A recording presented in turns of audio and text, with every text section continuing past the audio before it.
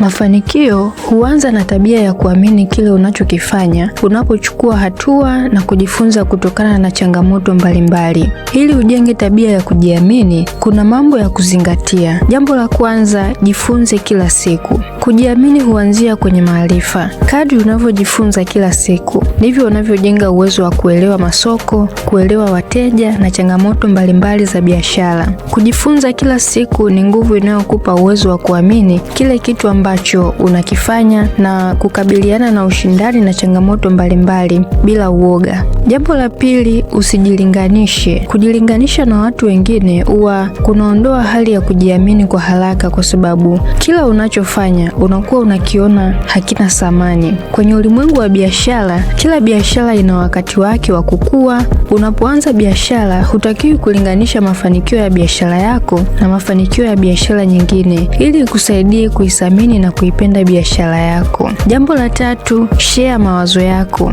Kushirikisha mawazo yako kunakuza ujasiri na kukusaidia kupata majibu ya maswali mbalimbali. Mfanyabiashara anayeogopa kusema mawazo yake huwa anapoteza fursa nyingi sana. Unaposhare mawazo yako, unajenga kujiamini na kupata nafasi ya kuboresha fikra zako na kupata maarifa mbalimbali. Jambo la nne, weka uthubutu.